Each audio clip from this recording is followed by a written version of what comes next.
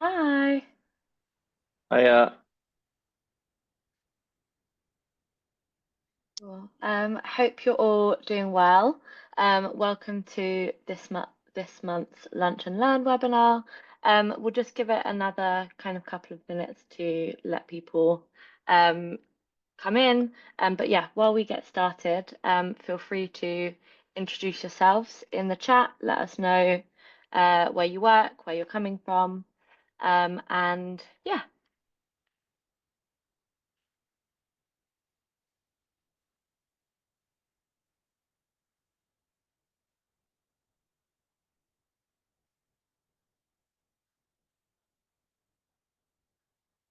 Hi, Jane.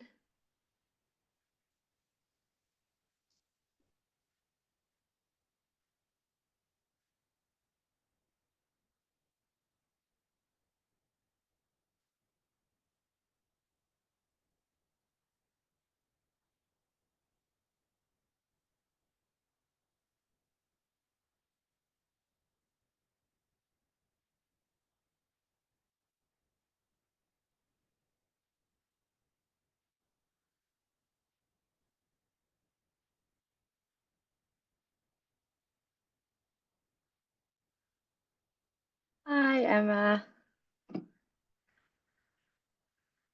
Got local, based in Lewis. Nice. Hi, Hannah. Welcome. James as well. Hi. Hi.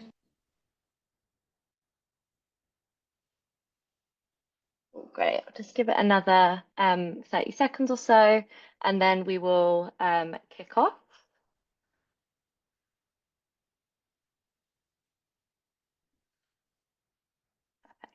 So yeah, if you missed when we first started the call, let us know in the comment in the chat where you work and where you're joining from. The Zoom rooms for the webinars are always full of really great people from the impact sector. So it would be great if you left today's session kind of not only with some useful information, but also some new connections as well. Great. So I will start things off and then Callum, do you mind keeping an eye on any latecomers and Yeah, we'll let for them know? sure. Perfect. Thank you. Excellent. So we all know that social media is really noisy. There's so much going on, and without a kind of really clear strategy, your messaging and content can really easily get lost. So in today's webinar, we're going to help you kind of cut through that noise by making sure you understand and are able to find your target audiences across all of the channels and through different types of content as well. So to kick things off a little bit about us, my name's Lucy. I am the Senior Strategist and Training Lead here at Social for Good. We're a social media agency based in Brighton. So we're a small team, we're a team of 9 made up of strategists, trainers, social media managers, data analysts, paid specialists, graphic designers, kind of you name it. If you can do it on social, then we're here to help. So we primarily work with purpose-driven brands, so organizations doing good in the world for people or for planet. And a lot of our charities are clients, but not all. So we also work with educational institutions, healthcare organizations, and B Corp businesses as well. So as an agency, we are on a mission to do 2 things. Number one is to help organizations that are doing good in the world kind of really maximize their impact through strategic, ethical social media, and then also to make social media just a really good place to be that makes a positive impact on people's lives. So with that, I will also pass on to my colleague Callum, who is here. We'll say a very quick hello. Hello. Yeah, I'm Callum. I'm the guy in that photo surrounded by women. And yeah, I do a lot of the paid ads work here at Social for Good, as well as some of the training as well. So yeah, mostly just here to answer any questions in the chat. and support where needed. But mostly, yeah, going to be Lucy leading this today. Perfect. Thank you. Great. So in the next kind of 40 minutes or so, we'll be looking at which social media platforms different generations use, as well as how they engage with purpose-driven content, how audience insights can help you kind of really focus your efforts on where they'll have the greatest impact, and then why building a kind of connected, engaged community is really key to long-term growth and meaningful change. So first, we'll take a quick kind of survey of where you all feel you're at in terms of understanding your audiences. Um, so I'm just going to put a poll up in a minute. This will pop up on your screens. And if you let us know how well you feel you know your audiences at the minute and how to reach them on social media. So do you either not know them at all? So you're just kind of posting the same thing across all of your channels. You know them a little bit, so you know who they are, but not necessarily the best ways to connect with them. Or you feel like you know them quite a lot and you're confident about who they are and what channels they spend time on. So I will pop that poll, launch that now, and then I'll give you a minute or so to pop your answers in. If there's anything else that you want to add to that as well, feel free to leave a message in the chat. Give you a couple more seconds. Nice. Cool. So we've got most people feel like they kind of know their audiences, know who they are, but don't necessarily know how to connect with them. And then we've got a couple of people who feel like they know their audiences quite well, and then some people who feel like they're just, yeah, panic posting the same thing on every channel. So good. We've kind of got an idea of where everyone's at. Great. So let me just remove that poll from my screen because it is taking up space. There we go. Cool. So when we're speaking to new clients, so whether that is strategy clients, retainers, paid campaigns, it's a very common dilemma that we hear kind of across the services that we offer. So people will say to us, we have 2 social media channels, we have 3 social media channels, or however many, but we're trying to speak to so many more kind of different audiences than that. So how can you speak to all of them without your feed kind of feeling super cluttered, without creating digital fatigue, and also fatigue for you as the people managing the social media and creating the content? So the first kind of thing you need to do is make sure that you're meeting your target audiences where they are.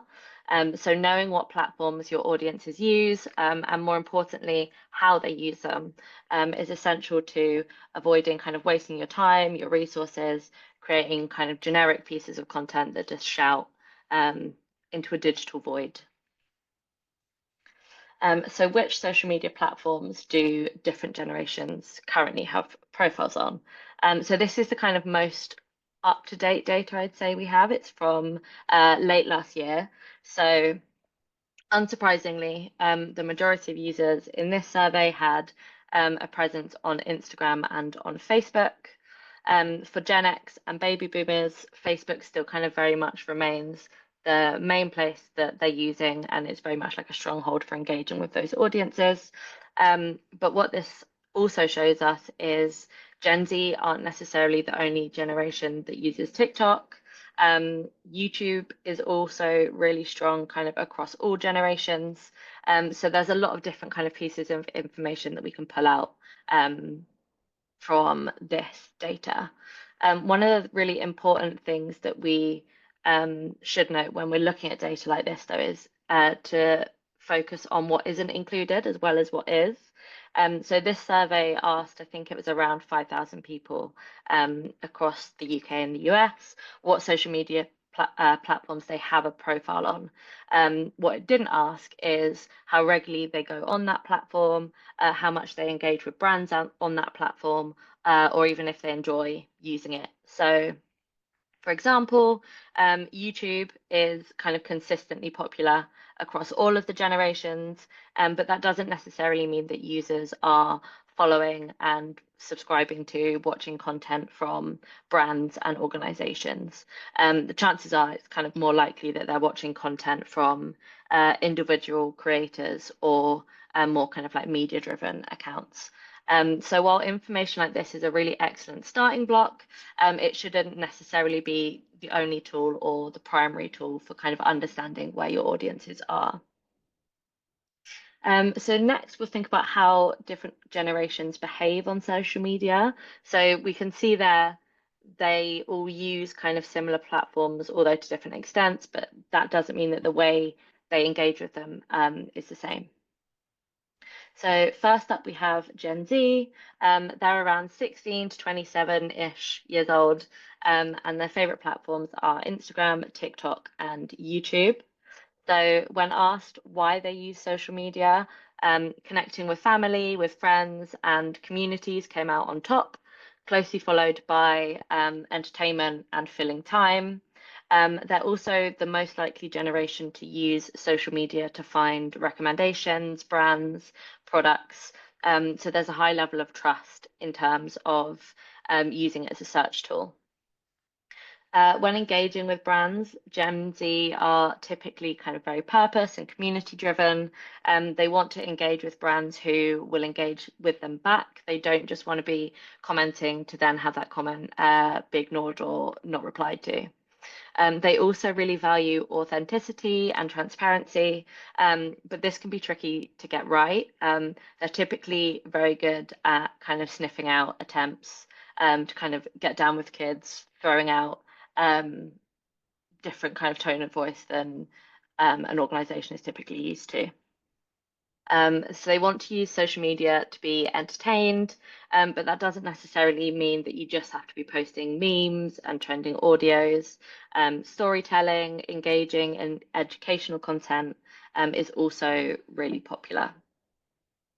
And then when it comes to things like ads and partnerships, Gen Z are much more likely to trust their peers, smaller influencers, content creators, than kind of big celebrities, public figures, or traditional types of online advertising. They're also very likely to try out new and emerging social media platforms, but only really if they can see that their peers are too. So Gen Z as a generation, as we all were, I think, when we were younger, very driven by what people around us are doing. So they're much more likely to be influenced by peers. They won't necessarily kind of branch out and do stuff unless they can see friends, family members, uh, other people online doing the same thing. So when it comes to content that resonates with Gen Z, there's a few kind of key things to note. First is to prioritize people wherever you can. Younger audiences are much more likely to search for community online, and they can't do that if they only see kind of graphics, still photographs, stuff that doesn't really help them connect. Next is don't be afraid to really kind of embrace the fun and creative side of social media. Yes, there's definitely a time for more serious, commercially driven content, but it's important to play around with different content types, audios, formats, and trends that will help you kind of branch out and connect with those audiences. And then finally, the quality of your content doesn't matter as much if you aren't engaging with Gen Z, or if they aren't sure about something, they'll leave a comment rather than leaving an app to Google it. So your key community building opportunities are in nurturing the relationships that you have with your audiences within each platform. Next up, we have millennials, so roughly aged 28 to 41, and their favorite platforms are Facebook, Instagram, and YouTube. So this generation is kind of tricky. You'll often find large discrepancies in how millennials, as like a whole generation, use social media, kind of very much depending on how old they were when it kind of really began to gain traction. So you'll see that younger millennials use social media in a way that's kind of slightly closer to Gen Z, and whereas older millennials won't. So aside from keeping in touch with loved ones, millennials will also use social media to fill time, as well as using it as a news source, so reading news stories. And then because they use social as a news source, things like factuality, reliability are really crucial, as is authenticity and integrity as an organization. So, in terms of how they engage with social media, many millennials grew up in the kind of blogging era. So, impactful storytelling is really key to grabbing their attention. It also means that they will typically have a lot of value in the opinions and recommendations of influencers, content creators, public figures, and so on. Like Gen Z, they also consider an organization's mission and values when deciding whether or not to engage with them. But they also want evidence to back up any claims, and proof that the brand has integrity and isn't saying something for the sake of sales. So they're slightly more media savvy in the way that they will want claims to be verified. They'll want to know kind of where information is coming from, rather than just kind of seeing an organization saying, this is what we care about. Yeah, they want a bit more kind of level of detail. So, what content resonates with them? Storytelling content from reliable sources, as well as content that shows brands standing for a cause, but doing so by like taking action offline as well as on social media. So, not just kind of posting about something. Collaborations with content creators are always a great way to engage them. They provide a human connection and increase trust through relatable or recognizable influencers. And finally, they are the generation most likely to experiment with new platforms. So things like Threads and Blue Sky, millennials are currently the largest demographic on those platforms. Next, we have Gen X, so roughly 42 to 60, and their favorite platforms are Facebook, YouTube, and Instagram. They're slightly more likely to use social media as a news source than millennials do, but they will also go on it to just to fill time, entertain themselves. So, as a kind of generation, their social media use is growing. They're becoming more confident using different platforms. And what this has done is had an impact on what they expect and kind of value from organizations. So they really want reliability and trust. They see platforms like Facebook. I know Twitter isn't on there, but Twitter, X, Blue Sky, as an extension of traditional customer service. So they expect kind of a positive customer service experience from the brands that they follow. And they also want to see their peers in content. They don't necessarily just want to see young people, teenagers, young families. They want it to feel relatable. So, in terms of how they engage with social media, they are typically a little bit more hesitant when it comes to brands taking an active stance on an issue. So, think about if you can relate an issue back to your mission and values as an organization when you are creating content. Traditional advertising, kind of as a result, is more appealing than influence content, and they're very loyal to the brands and the organizations that they trust. So they've built up a kind of list of charities, brands, people, organizations, kind of over the years that they recognize, that they trust, and those are the people that they'll kind of engage with over others. Of saying that, when looking for partnerships, public figures, celebrities will be more impactful than influencers. So recognizable people that they are kind of aware of, can relate to. If you are posting about a particular issue or a cause, lean into how it kind of links back to your organization, what the impacts are, and what your organization wants to do about it, rather than just kind of saying, here's an issue, we want to raise awareness of it. Here's some information, kind of do with that what you will. So resources and shareable content are also really popular, and a really great way to get Gen X to kind of see your social media presence or profiles as something kind of resourceful and useful. So they'll kind of come back, follow, and kind of continually engage. And then finally, we have baby boomers who are around 61 to 78. Their favorite platforms are the same as Gen X, so Facebook, YouTube, and Instagram. And their reasons for using social media are also the same. So it's very much they've been kind of encouraged to start using social media by younger family members. They want to use social to kind of see what their family members, what their loved ones are doing. And kind of engaging with it from there. So when they are engaging with organizations on social media, they want communication to be straightforward. They want customer service available to answer questions, and they want it to be a kind of familiar brand experience. They're not necessarily as interested in things like memes and jokes, but that doesn't mean that every post has to be serious. Um, Baby boomers and Gen X to an extent as well, really love to kind of see content and share it with loved ones. So educational, entertainment-led content will also work really well. So you can see here that Facebook is very much still a key channel for comments and conversations in these generations. So think about that when you are creating content and writing captions on those platforms. People love to kind of have a chat. It's not always positive, but most of the time it's kind of good social conversations. So yeah, think about that in the way that you are kind of creating and posting content for Gen X and baby boomers, particularly on platforms like Facebook.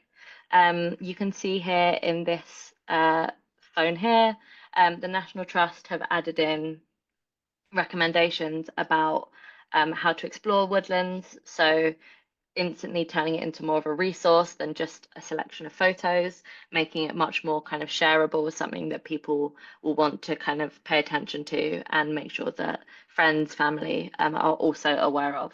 So kind of really think about the shareability of content with baby boomers and Gen X as well. So those are kind of the current state of different generations on social, but that doesn't mean that that is going to stay the same. So for Gen Z, their fastest growing platform is actually Pinterest, um, with the age group making up kind of nearly half of their monthly active users. LinkedIn is the fastest growing platform for millennials, again making up nearly half of its users. Millennials are kind of quite likely to see social media as an extension of kind of traditional professional networking. So whether that is on LinkedIn or with things like if they have like side hustles doing things on Instagram, they do see it as a networking tool kind of across all platforms. And then finally here, so what might seem kind of as a bit of a surprise, but for Gen X and baby boomers, TikTok is their fastest growing platform, has been for a couple of years now, I believe, with the number of users increasing by 57% since 2021. So whilst the channels we spoke about earlier are the kind of most popular channels at the minute, it doesn't necessarily mean that they will stay that way for kind of years to come. So we'll look at a little bit of a case study now. So when comparing each channel, we can see here just how different the RSPB's approach to connecting with audiences on each platform is.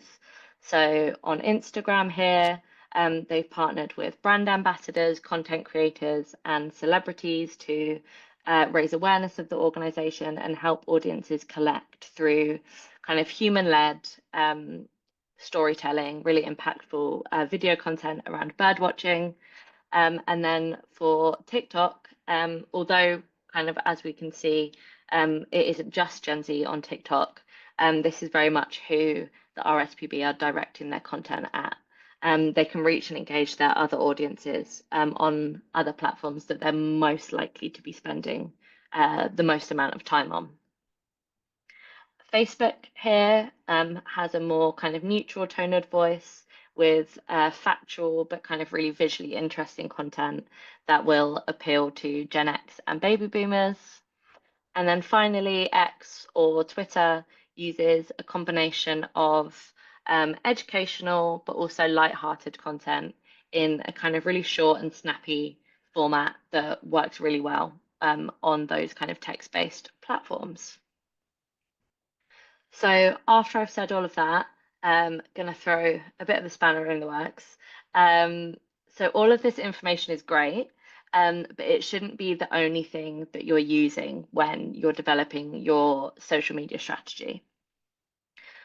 Public information typically has huge sample sizes, which is great for kind of generalizing, creating like the idea of an average person, but individuals aren't average. So it's not necessarily great when, you all have really unique organizations speaking to different audiences who might not conform to a typical social media user. So this is where your own data comes in. So looking at your current analytics will provide an extra layer of information when it comes to your audience demographics and will kind of very much help you to understand who the people that you already speak to are, which then in turn can inform how you create content to speak to new target audiences. You can also just speak to your audiences, ask them what they like, what they don't like. You could run focus groups, surveys, speak to members of your team who kind of more directly engage with your different audience groups in order to understand them better.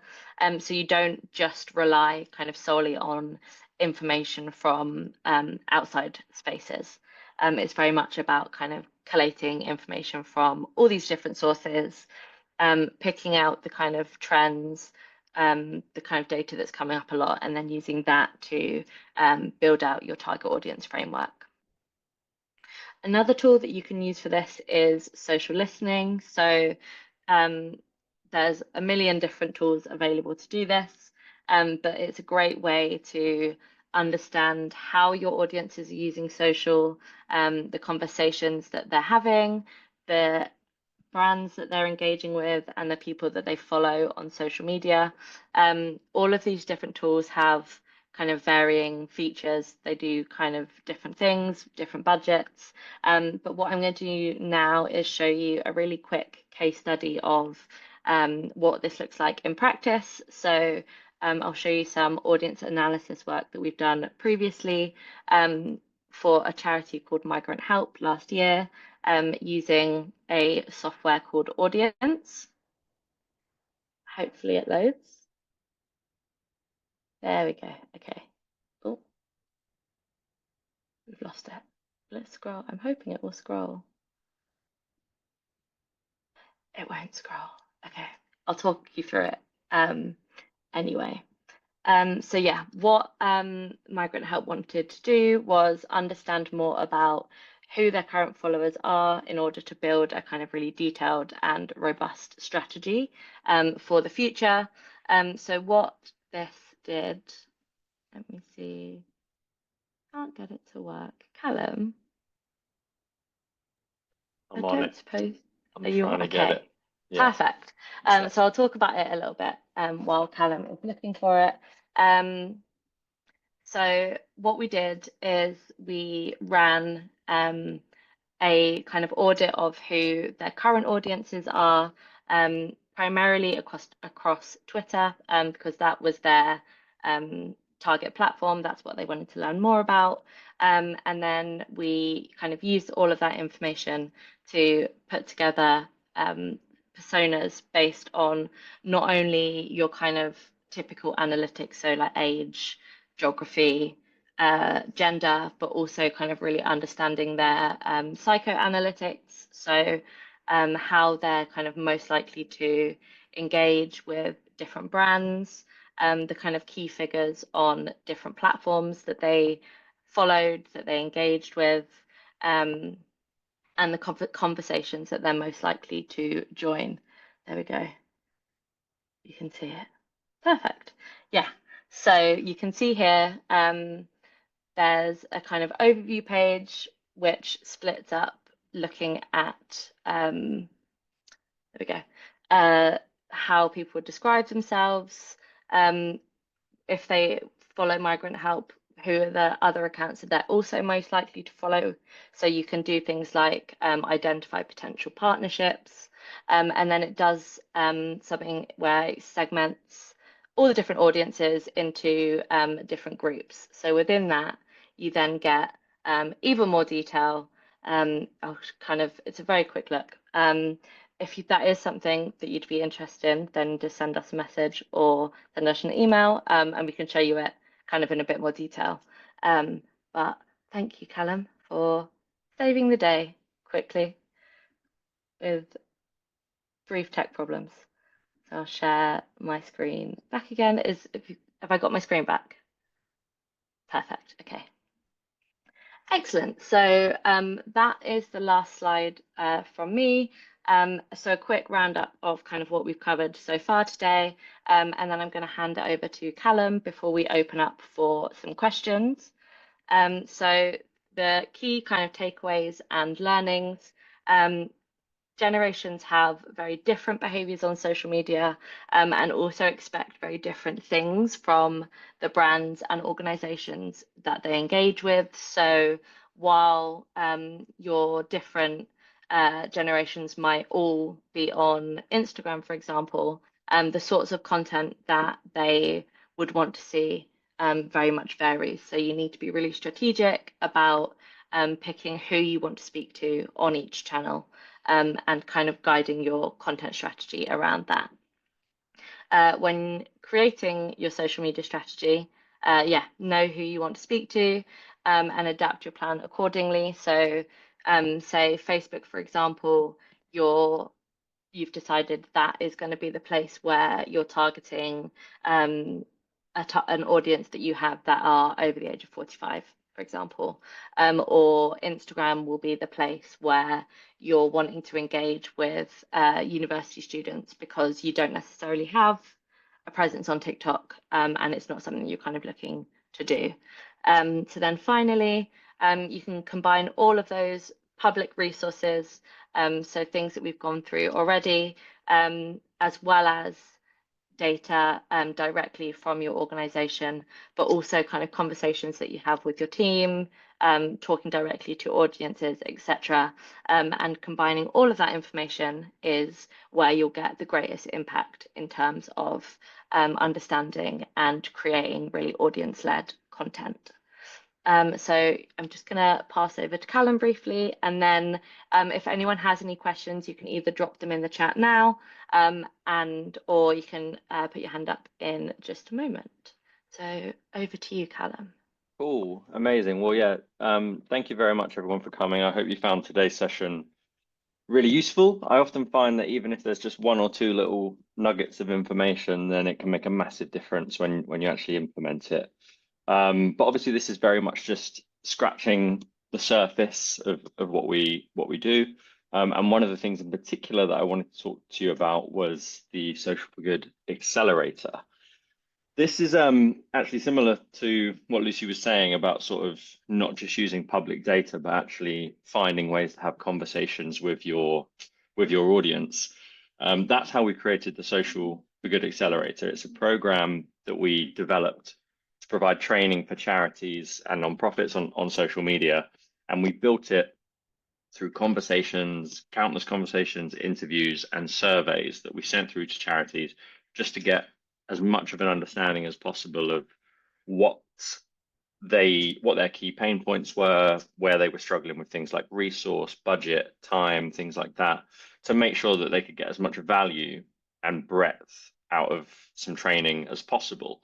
Because obviously one of the big things is that it becomes cost prohibitive for charities to go through and get training on every single thing that they need to get support on, and often the teams are very small. So what we've done is we've put together the accelerator in a way where it is not just about theory. Obviously, today was the sort of session where you can sit and have your lunch whilst we're talking at you almost. But for the accelerator, it's not theory, it's about live sessions, step-by-step templates, personalized one-to-one support, and then a community of peers as well that are all sort of in the same boat as you. And what we've done is we've built this program that's based on, when we calculated it, it would have been about £8,000 worth of training if you were to go through every single element that's included here. But because we're offering it as a group to charities, it's less than £1,000. And with that, you're getting, as I say, all of the live sessions, the templates, the support, but also you've got us there at the end of the phone, at the end of the email for a year to just go through any questions or anything that you might need. So yeah, the next one kicks off next week on Tuesday, and as I say, we do everything very small. We keep the group small on purpose so that there's loads of one-to-one and very practical. So once it's full, it's full. So there's just a few spaces left for next Tuesday, and then the next one won't be running until July. So if you are interested, just go to socialforgood.co.uk/accelerator, or I'll send over a link and you can book a call with me to talk it through. But yeah, that was everything on the accelerator, and then we'll jump to Q&A. Yeah, thanks, Callum. Yeah, I will pop links to all the information about the accelerator, but also the audience development work in the follow-up email that we will send out later today. That will also have a link to the recording for today's session, which let me stop